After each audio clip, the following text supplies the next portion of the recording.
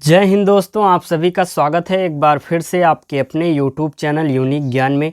आज हम BA first semester Hindi काव्य का चैप्टर 4 देखेंगे। इसके पहले हमने 3 चैप्टर्स अच्छे से देख लिए हैं। साथ ही साथ आपको हमने सिलेबस भी बताया है। अगर आपने सिलेबस ना देखा हो या कोई भी चैप्टर आपसे छूट गया हो तो हमारे चैनल पर आपको प्लेलिस्ट मिल जाएगी BA first semester Hindi classes. वहां से आपको सभी क्लासेस उपलब्ध हो जाएंगी। साथ ही साथ आज सभी चैप्टर्स का अगर नोट्स चाहते हैं तो हमारे टेलीग्राम चैनल को ज्वाइन कीजिए। वहां से सभी क्लासेस आपको चैप्टर वाइज जो हैं वह पीडीएफ नोट्स प्राप्त हो जाएंगी। वहां से आप क्या कर सकते हैं, रिवीजन भी कर सकते हैं। साथ ही साथ अगर आप चाहते हैं हैंड रिटन नोट्स बनाना तो उन सभी पीडीएफ नोट्स से अपना हैंड रिटन नोट्स आप बना सकते हैं। और कमेंट करके यह ज़रूर बताएं कि आपको कैसी लगी वीडियो, साथ ही साथ किस यूनिवर्सिटी से हैं, या फिर आपका कोई भी क्वेश्चन आपके इस चैप्टर से समझ में ना आए, वीडियो के लास्ट तक कमेंट करके पूछ सकते हैं। और किस यूनिवर्सिटी से हैं ज़रूर बताएं, जिससे आपकी यूनिवर्सिटी के प्रीवियस ईयर क्वेश्चंस यहां पर सॉल्व करा दिए जाएं, जिससे आपके परीक्षा में उपयोगी हों। तो चलिए देखते हैं। चैप्टर 4 हमारा है सूरदास भ्रमर गीत सार। सूरदास जी के बारे में सर्वप्रथम जानेंगे। जैसा कि हमने हर चैप्टर्स में सबसे कवि के बारे में सबसे पहले जाना है, फिर उसमें जो हमारा पद लगा है, हिंदी काव्य लगा है, उसकी व्याख्या हमने देखी है। तो चलिए देखते हैं सूरदास जी के विषय में। सूरदास जी के विषय में सबसे पहले आपको हम बताते हैं। सूर सूर तुलसी शशि उडगन केशव दास, अब के कवि खद्योत्सम जहता करत प्रकाश। यह उक्ति जो है सूरदास को हिंदी काव्य काश में सर्वोत्कृष्ट तथा सर्वाधिक पृथक तेजस्वी कवि स्वीकार करती है। भक्ति काल का सुप्रसिद्ध 4 काव्य शाखाओं में से सूरदास कृष्णमार्गी काव्य शाखा के जो हैं कवि हैं। किसके वह कवि हैं? कृष्णमार्गी काव्य शाखा के वह कवि हैं। वह भक्ति युग की माला के सुमेरु हैं। उन्होंने निराशा से मूर्छित समाज को कृष्ण काव्य की मधुर संजीवनी का रसपान कराकर आश्वस्त किया है। कुछ जो बच्चे हैं कमेंट करते हैं कि सर हमें जीवन परिचय न बताया करिए, मतलब हम जीवन परिचय याद कर लेते हैं। तो उनके लिए यह बात है कि जो नहीं जानते हैं उनके लिए क्या होगा। तो आप क्या कीजिए, जीवन परिचय जो है वह वीडियो स्किप कर सकते हैं, सीधे व्याख्या खंड पर पहुंच जाइए, आप व्याख्या समझ लीजिए। और जीवन परिचय हमारे हिसाब से आप एक बार सुन लीजिए ध्यान से। इसमें सुनने योग्य, याद करने योग्य बातें हैं। कहानी सुनने से ही याद होती है। तो जीवन परिचय एक प्रकार से कहानी होती है। कहाँ जन्म हुआ, क्या किस सन में जन्म हुआ, क्या कार्य किया, उनका क्या कृतित्व था, मतलब उन्होंने क्या लिखा हुआ था, यह सभी बातें आराम से अगर सुनेंगे आपको अच्छे से याद हो जाएगा। इस नेत्रहीन कवि ने कृष्ण के मोहक स्वरूप की जो भावमयी झांकियाँ प्रस्तुत की है, वे नेत्रवानों के लिए भी श्रद्धा एवं विस्मय का विषय बना हुआ है। अर्थात जिस प्रकार से सूरदास जी ने कृष्ण जी के बारे में लिखा हुआ है, कोई आँख, जो कि यह सूरदास थे, मतलब इनका आंखें नहीं थी, अंधे थे, आँख से ऐसा कहा जाता है। कुछ लोगों का मानना ऐसा भी है कि इनके पास नेत्र था, क्योंकि इतनी सूक्ष्म बातों का इन्होंने अपने काव्य में वर्णन किया है कि लोग मानते हैं कि यह अंधे हो ही नहीं सकते, क्योंकि इतनी सूक्ष्म चीज़ें कोई नेत्र वाला ही आदमी देखकर उसका विस्तृत अच्छे से विस्तार से लिख सकता है। उसके जीवन परिचय देखेंगे। ब्रजभाषा के आदि कवि सूरदास का जन्म जनश्रुति के आधार पर दिल्ली के समीप बल्लभगढ़ के निकटवर्ती सोही नामक ग्राम में माना जाता है। जनश्रुति मतलब अर्थात लोगों के अनुसार जो है उनका जन्म दिल्ली के समीप बल्लभगढ़ के निकटवर्ती सोही नामक ग्राम में माना जाता है। जबकि कुछ विद्वानों के अनुसार वह मथुरा और आगरा के मध्यवर्ती रुणकता नामक ग्राम में उत्पन्न हुए थे। सूरदास का जन्म वैशाख शुक्ल पंचमी संवत 1535 सन 1478 में माना जाता है। इनका जन्म सारस्वत ब्राह्मण परिवार में स्वीकृत किया जाता है। सूर विरक्त होकर अन्य सन्यासियों के साथ मथुरा के गौघाट नामक स्थान पर रहा करते थे। यहाँ पर उन्हें महाप्रभु वल्लभाचार्य के दर्शन हुए। उनके कहने पर सूर ने पद सुनाया था। वह पद क्या था? प्रभु ही सब पतितन को टीको और पतित सब 4 दिनन के हौ तो जनमत ही को। यह पद सुनकर, सूरदास के इस पद को सुनकर वल्लभाचार्य जी ने कहा था, सूर हैं कि ऐसो काहे को विधियात हैं। बाद में उन्होंने क्या किया कि सूरदास को अपने संप्रदाय में दीक्षित करते हुए भागवत 16 का रहस्य समझाया और उनकी आज्ञा से सूरदास जी ने श्रीनाथ जी के मंदिर में नित्य प्रति कीर्तन करने लगे थे। सूर्य के अंधत्व के विषय में मतभेद पाया जाता है। यही बात हमने आपको पहले बताई कि सूरदास जी जो हैं उनके अंधत्व के विषय में थोड़ा मतभेद पाया जाता है। कुछ लोग मानते हैं कि यह एक प्रकार से अंधे थे, कुछ लोग मानते हैं नहीं। कुछ विद्वान इन्हें जन्मांध कहते हैं, जबकि कुछ का कथन है कि इनके काव्य में प्रकृति एवं दृश्य जगत की अन्य वस्तुओं का इतना सूक्ष्म और अनुभवपूर्ण चित्रण पाया गया है कि उनका जन्मांध होना संदेह उत्पन्न करता है।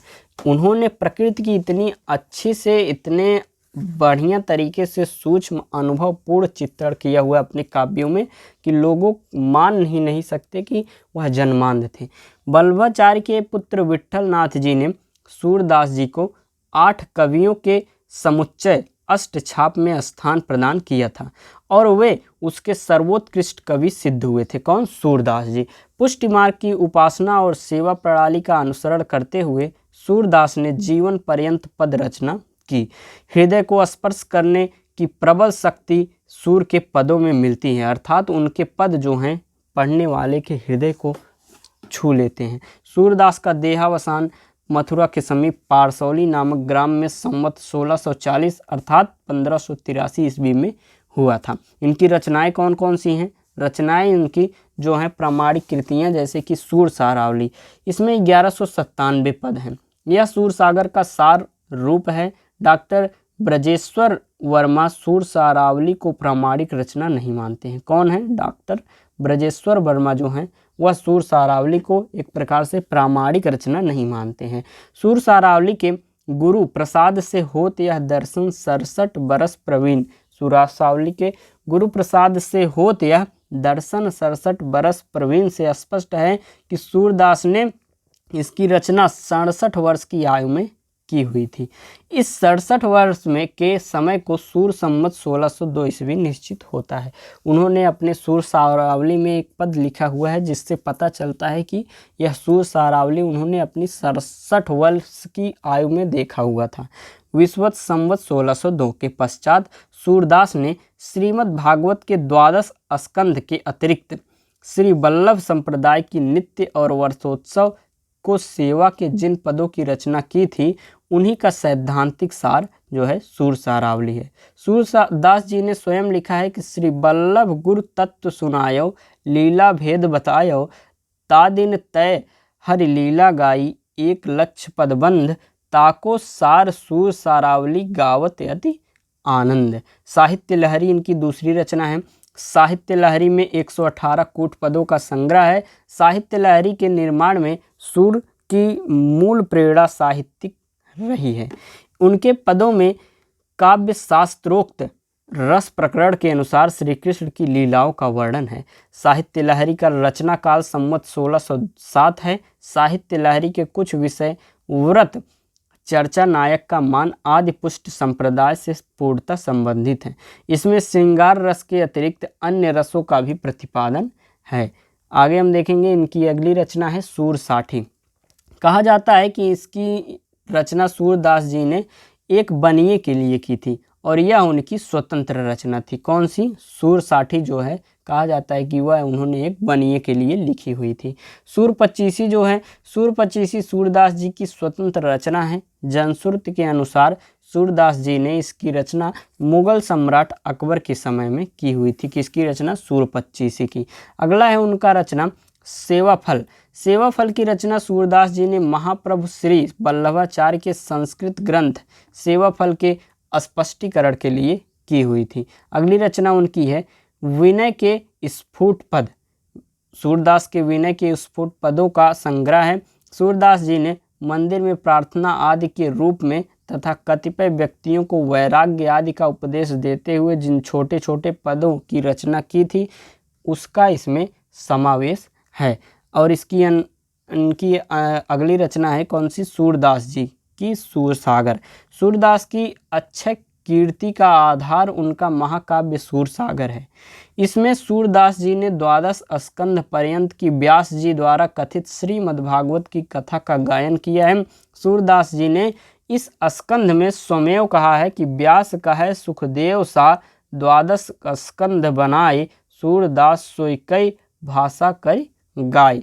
सूरदास जी ने सूरसागर में श्रीमद् भागवत को आधार अवश्य बताया है, किंतु उनका सूरसागर एक स्वतंत्र महाकाव्य है, वह श्रीमद् भागवत का अनुवाद मात्र नहीं है। सूरदास को अपने गुरु श्री वल्लभाचार्य जी से श्रीमद् भागवत का जो उपदेश मिला, उसी के आधार पर उन्होंने अनेकानेक विधियों से भगवान श्री कृष्ण की लीलाओं का गान किया। संपूर्ण सूरसागर वात्सल्य तथा श्रृंगार के संयोग और वियोग वर्णनों से आप्लावित है। सूरदास जी ने वात्सल्य के अंतर्गत भगवान श्री कृष्ण की बाल लीलाओं का मनोमुग्धकारी चित्रण करते हुए साख्य भाव भक्ति की सफल संयोजना की है। फलतः सूरसागर जो है काव्य शास्त्रीय दृष्टि से एक अनूठा महाकाव्य बन गया था। हमने अभी तक क्या देखा कि सूरदास जी के जीवन परिचय देखा, उनकी रचनाएं देखी। अब हम हमारे पाठ्यक्रम में, हमारे सिलेबस में जो लगा हुआ है भ्रमर गीत जो है उसका हम व्याख्या देखेंगे। और यह भ्रमर गीत 7 जो है उसका संपादन किसने किया है? आचार्य रामचंद्र शुक्ल जी ने किया हुआ है। इसमें हमारा पहला जो पद है वह क्या है भ्रमर गीत का? उद्धय यह मन निश्चय जानो, मन क्रम बच मैं तुम्हें पठावत, ब्रज को तुरत पलानो। पूरन ब्रह्मा सकल अविनाशी, ताके तुम हो ज्ञाता, रेखा न रूप जाति कुल नाही, जाके नहीं पितु माता। यह मत दय गोपिन कहो आवूं, बिरह नदी में भासती, सूर तुरत यह जाय कहूँ, तुम ब्रह्म बिना नहीं आसती। यह पद है, इसकी व्याख्या हम देखेंगे। व्याख्या लिखने पर सबसे पहले हम क्या लिखते हैं? किसी चीज़ की लिखते हैं हम उसका संदर्भ लिखते हैं। तो यह जो पद है हमारा, यह भ्रमर गीत सार से लिया गया है, जिसके संपादनकर्ता जो हैं वह कौन है? संपादनकर्ता कौन है? एक प्रकार से आचार्य रामचंद्र शुक्ल जी, और इन्होंने लिखा हुआ है सूरदास जी ने। और प्रसंग में आप क्या लिखेंगे कि प्रस्तुत पद में सूरदास जी ने वर्णन किया है श्री कृष्ण जब कहकर उद्धव को ब्रज जाने की कहते हैं और वह जाकर ब्रज की नारियों को ब्रह्म ज्ञान समझाते हैं, उसी का जिक्र इसमें, उसी का वर्णन किया गया है। अर्थात प्रसंग में आप क्या लिखेंगे कि वह सूरदास जी ने उस समय का वर्णन किया है जब कृष्ण जी ने उद्धव को गोपियों को समझाने के लिए ब्रज में भेजा था, ब्रज की नारियों को अर्थात गोपियों को ब्रह्म ज्ञान समझाने के लिए भेजा हुआ था। तो हम इसकी व्याख्या देखेंगे। उद्धय यह मन निश्चय जानो, उद्धव के द्वारा संसार का प्रेम मिथ्या कहे जाने पर भी श्री कृष्ण ने किससे कहा? उद्धव से। श्री कृष्ण ने उद्धव से क्या कहा? यह मन निश्चय जानो, उद्धव तुम यह अपने मन में निश्चय समझ लो। उद्धव यह मन निश्चय जानो, उद्धव यह तुम अपने मन में निश्चय समझ लो। मन क्रम बच मैं तुम्हें पठावत, मैं तुम्हें मन क्रम वचन और वाणी तीनों से निश्चय करके ब्रज को तुरंत पलानो, पठावत तुम्हें ब्रज भेज रहा हूँ, ब्रज को तुरंत पलानो, अतः तुम ब्रज के लिए तुरंत शीघ्र ही प्रस्थान कर दो।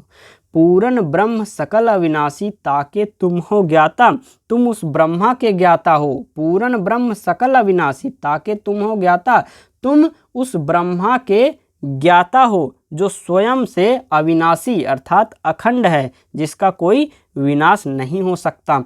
रेख न रूप जाति कुल नाही, जाके नहीं पितुमाता, अर्थात जिसका कोई चिन्ह नहीं है, जिसका कोई रूप रेखा नहीं है, जाति नहीं है कोई भी, जिसका कोई कुल नहीं है और जिसके कोई माता पिता नहीं है, वह ब्रह्मा के तुम क्या हो? ज्ञाता हो।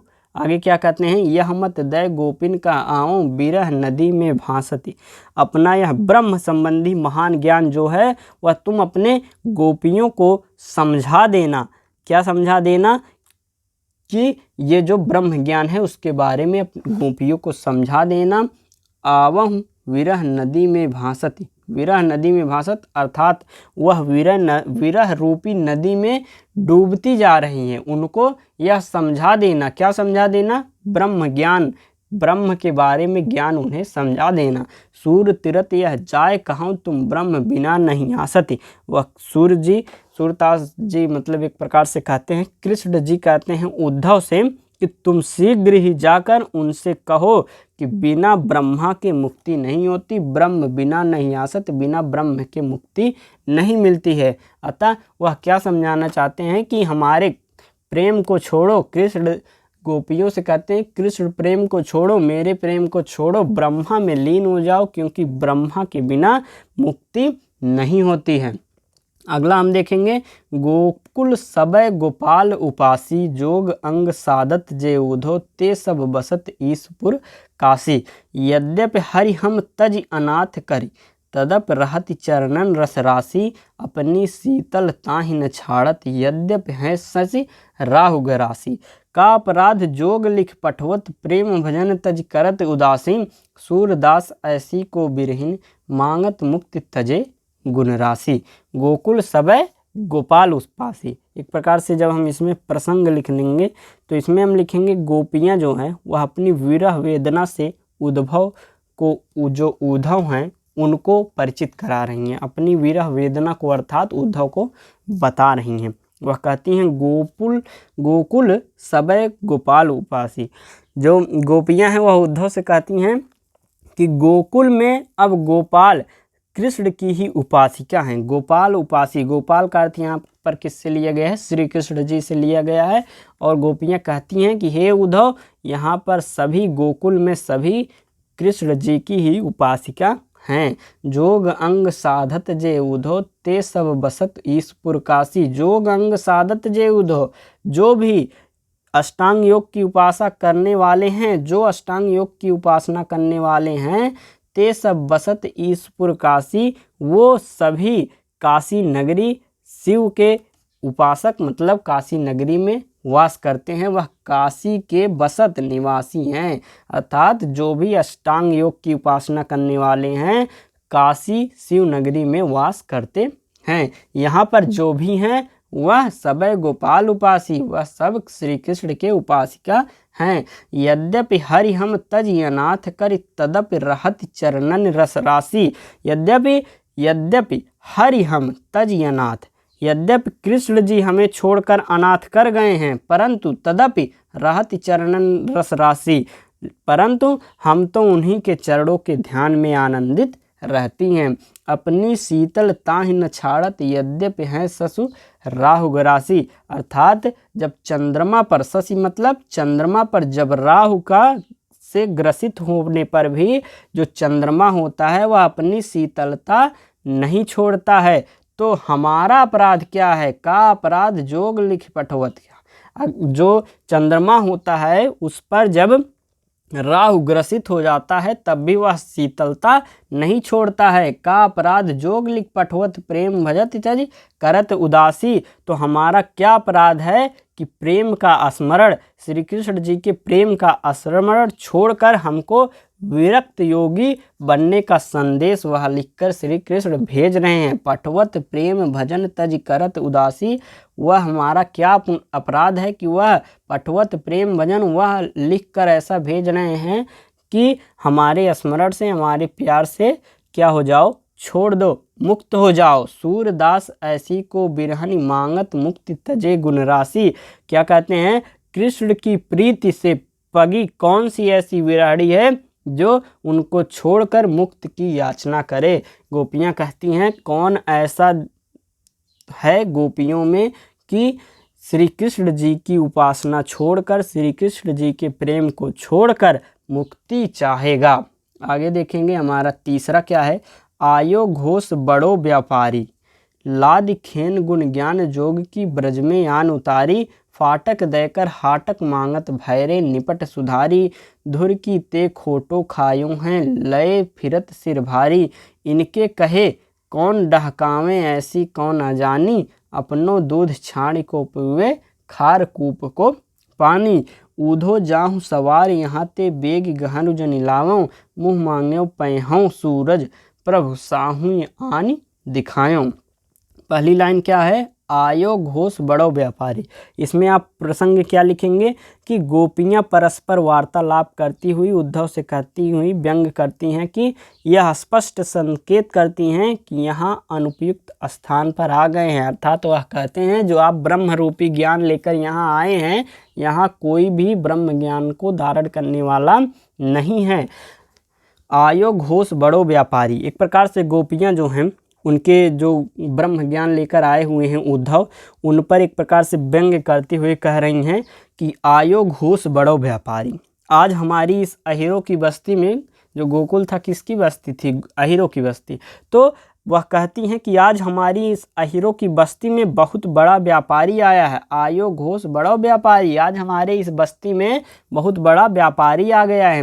लाद खेप गुण ज्ञान जोग की ब्रज में आन उतारी, उसने ज्ञान और योग की, ज्ञान योग की एक प्रकार से गुणों से संपन्न माल की खेप, लाद खेप मतलब ज्ञान और जो योग है उसका एक प्रकार से गुण जो है उसको अपने खेप में लाद कर यहाँ ब्रज में उतार दिया है। ब्रज में आन उतारी मतलब एक प्रकार से वह तुलना करती हैं कि जैसे कोई सामान लाकर लाद कर बेचने आता है, उसी प्रकार जो उद्धव हैं वह आए हैं यहाँ पर ज्ञान रूपी और योग रूपी ज्ञान लेकर अपने खेप में लाद कर ब्रज में लाकर उतार दिए हैं। फाटक देकर हाटक मांगत भैरय निपट सुधारी, इसने यहाँ के जो लोगों को इतना भोला समझा है कि हमसे स्वर्ण मांगता है। किसके बदले में मांगता है?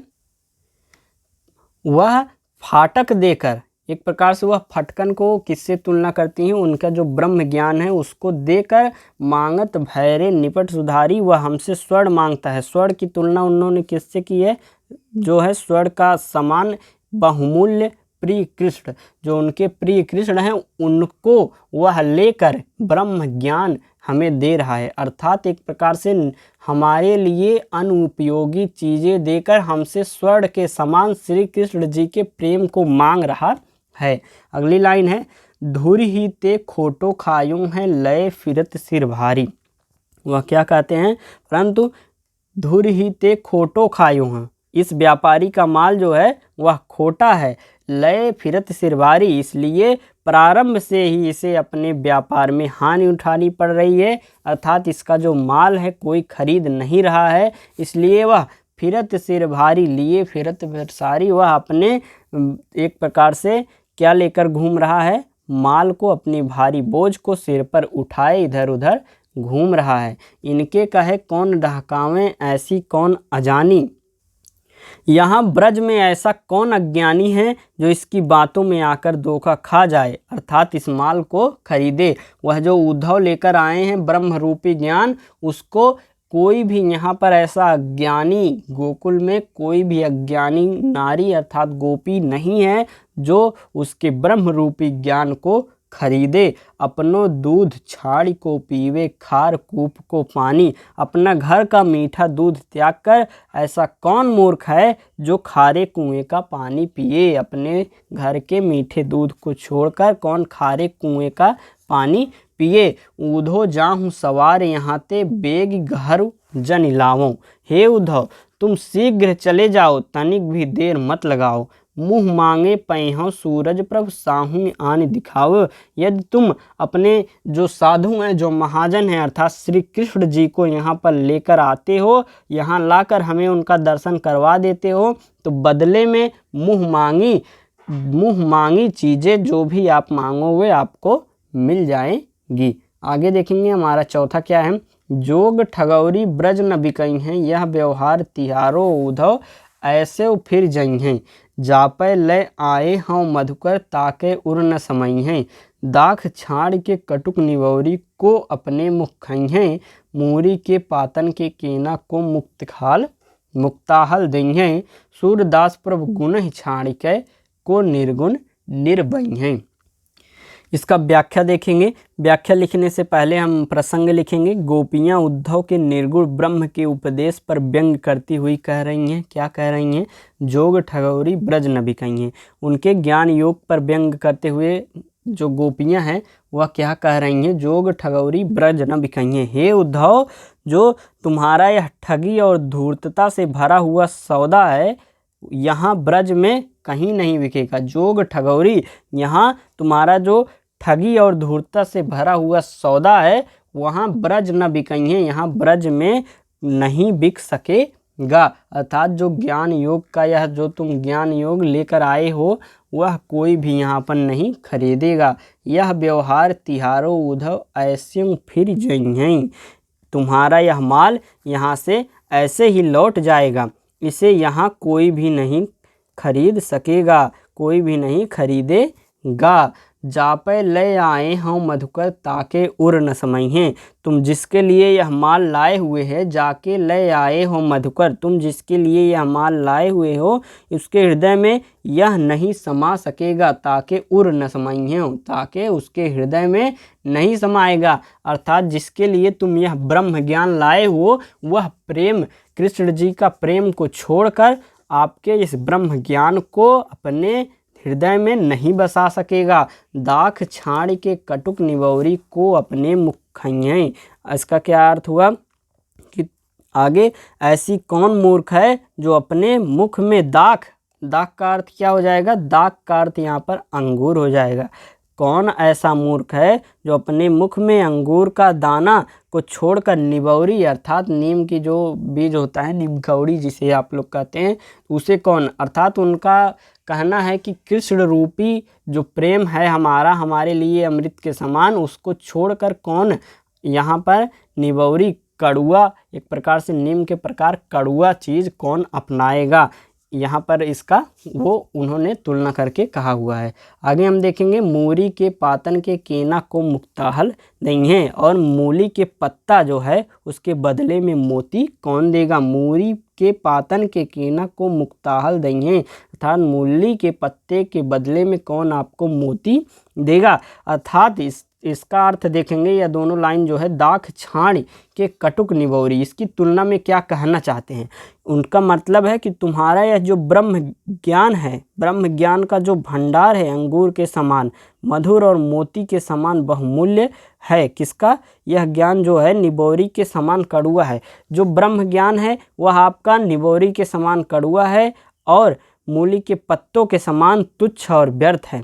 हमारे कृष्ण जो हैं उनका प्रेम जो है अंगूर के सामने मधुर, अंगूर के समान जो है मधुर और मोती के समान बहुमूल्य है। उनका कहना क्या है कि जो कृष्ण जी का प्रेम है वह अंगूर के समान मधुर है और जो हमारा मोती है उसके समान बहुमूल्य है। सूरदास प्रभु गुण छाड़ के कौन निर्गुण निर्भय हैं, ऐसा कौन है जो संपूर्ण गुणों के भंडार अर्थात सगुण रूप से जो हमारे प्रभु कृष्ण जी हैं उनको छोड़कर गुणहीन अर्थात निर्गुण ब्रह्मा जो हैं उनके साथ निर्वाह करेगा। अर्थात प्रभु ब्रह्मा की जो है उपासना कौन करेगा। यह हमारा चौथा हुआ। अंतिम हमारा है ए अली कहाँ जोग में नीको तज रस रीति नंद, नंदन की सिखवत निर्गुण फीको, देखत सुनत नाहि कछ श्रवणनि, ज्योति ज्योति कर ध्यावत, सुंदर श्याम दयालु कृपानिधि कैसे हव बेरसरावत, सुनि रसाल मुरली सुर की धुनि सोई कौतुक रस भूले, अपनी भुजा ग्रीवा पर मैलें गोपिन के सुख फूलें, लोक नानी कुल को भ्रम प्रभु मिल मिल के घर बन खेली, अब तुम सूर खवावन आए जोग जहर की बेली। इसका अर्थ हम देखेंगे। इसमें सबसे पहले हमें क्या लिखना होगा, हम प्रसंग लिखेंगे।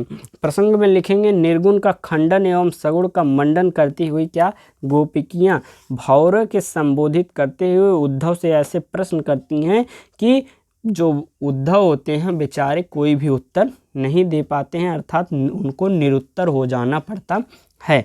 व्याख्या देखेंगे। ए अली कहाँ जोग में नीको, गोपियाँ जो हैं वह भ्रमर के माध्यम से उद्धव से कह रही हैं कि हे मधिप तुम्हारे इस योग में कौन सी अच्छाई है। कहाँ जोग में नीको, ए अली हे मधुप तुम्हारे इस योग में कौन सी अच्छाई है। तज रस रित नंद नंदन की सिखवत निर्गुण फीको, जिसके लिए तुम हमें नंद नंदन, जिसके लिए नंद नंदन अर्थात कृष्ण जी जो नंद नंदन कृष्ण हैं उनके सुंदर प्रेम को त्याग कर निर्गुण फीको, हम सिखवत निर्गुण फीको अर्थात हमें निर्गुण नीरस की उपासना पद्धति सिखाना चाहते हो। देखत सुनत नाहि कुछ श्रवणन ज्योति ज्योति करि धावत। गोपियाँ क्या कहती हैं कि तुम जो योग मार्गी लोग हो, तुम लोग ना तो नेत्रों से देख पाते हो, देखत सुनत ना ही कुछ श्रवणन, ना तो तुम नेत्रों से कुछ देख पाते हो, श्रवणन ना तो कुछ तुम कानों से सुन पाते हो, ज्योति ज्योति कर धावत, केवल ज्योति ज्योति कहकर उसका व्यर्थ ही ध्यान करने का प्रयत्न करते हो। अर्थात इसका अर्थ क्या हुआ कि तुम्हारा जो हे उद्धव, तुम्हारा जो ब्रह्म ज्योति स्वरूप अवश्य हो सकता है, जो तुम्हारा ब्रह्म ज्योति है वह ब्रह्म जो है वह ज्योति स्वरूप जरूर हो सकता है, परंतु वह न तो हमारे कृष्ण के समान दर्शनीय होगा, न ही मधुर सरस बातें कर मुरली ध्वनि ही सुना सकता है हमको। सुंदर श्याम दयालु कृपानिधि कैसे हों बिसरावत। हम अपने सुंदर दयालु कृपा के सागर कृष्ण को तुम्हारे इस ब्रह्मा के लिए कैसे भुला सकते हैं। सुंदर श्याम दयालु कृपानिधि, अपने इस सुंदर और दयालु और कृपा के सागर कृष्ण को तुम्हारे इस किसके लिए, ब्रह्मा के लिए कैसे भुला सकते हैं। आगे देखेंगे, सुनि रसाल मुरली सुर की धुन सोई कौतुक रस भूले। वह कहती हैं गोपियाँ कि हमें समझ नहीं आता कि तुम नीरस ब्रह्मा के लिए ऐसे सुंदर कृष्ण को कैसे भुला देते हो। सुनि रसाल मुरली सुर की धुन सोई कौतुक रस भूले। अपनी भुजा ग्रीवा पर मैलय गोपिन के सुख फूलय। लोक कानि कुल को ब्रह्म प्रभु मिल मिल के घर बन खेली। अब तुम सूर खवावन आए जोग जहर की बेली। यहाँ जो हमारा लाइन है, सुनि रसाल मुरली सुर की धुन सोई कौतुक रस भूले, अर्थात इसका अर्थ है हम तो उनकी मुरली, मधुर मुरली जो है उसके धुन को सुनकर उनमें आनंद से निमग्न हो, उस प्रेम रस में अपना सब कुछ भूल जाती हैं। उनकी जो मधुर मुरली की धुन है उसको सुनकर हम सभी चीज़ें भूल जाते हैं। अपनी भुजा ग्रीवा पर मेलें गोपिन के सुख फूलें। यह देख जो कृष्ण जी हैं वह हमारे गले में अपनी भुजाएं डाल देते हैं और हम सारी गोपियाँ सुख का अनुभव करती हैं। लोक कान कुल को ब्रह्म प्रभु मिल मिल कै घर बन खेली। हमने अपने स्वामी के साथ घर वन में प्रेम क्रीड़ाएं कर लोक की मर्यादा और कुल के गौरव और मर्यादा के भ्रम को नष्ट कर दिया है। उनकी जरा भी परवाह नहीं की थी। अर्थात इसका भाव क्या होगा कि हमने, गोपियाँ क्या कहती हैं, हमने कृष्ण के साथ राग रंग करने में लोक और कुल की भ्रांतिपूर्ण मर्यादाओं की तनिक भी चिंता नहीं की थी। संसार या घर वाले क्या कहेंगे इसके बारे में हमने नहीं सोचा था। अब तुम सूर खवावन आए जोग जहर की बेली। अब तुम हमें उस अमृत के समान मधुमारक कृष्ण प्रेम को त्यागने का उपदेश देकर अपने विष फल उत्पन्न करने वाली योग रूपी इस लता के फल खिलाने यहाँ आए हो। वह कहते हैं अब तुम सूर खवावन आए जोग जहर की बेली, अर्थात तुम्हारा यह जो योग का उपदेश है हमारे लिए विष के समान है, प्राणघातक होगा, और कृष्ण का प्रेम अमृत के समान मधुर और जीवन प्रदायक होगा। ये आपका पांचों का व्याख्या हुआ, बहुत ही अच्छे से हमने आपको बताया। ध्यान से आप अगर वीडियो को देखे होंगे, ध्यान से सुने होंगे तो सभी पदों की व्याख्या आपको समझ में आ गई होगी। साथ ही साथ अगर आप एक बार रिवीजन कर लेंगे तो आपके लिए बहुत अच्छा होगा। स्पीड बढ़ाकर भी कर सकते हैं एक बार अच्छे से, या फिर जीवन परिचय के लिए आपको मिल जाएगी PDF, वहाँ से आप जीवन परिचय का रिवीजन कर सकते हैं या फिर नोट्स में अपने लिख सकते हैं। वीडियो को लाइक कीजिए, अपने दोस्तों के पास शेयर कीजिए, चैनल सब्सक्राइब कीजिए, क्योंकि आपका पूरा सिलेबस यहाँ पर कराया जाएगा। धन्यवाद, मिलते हैं अगले वीडियो में।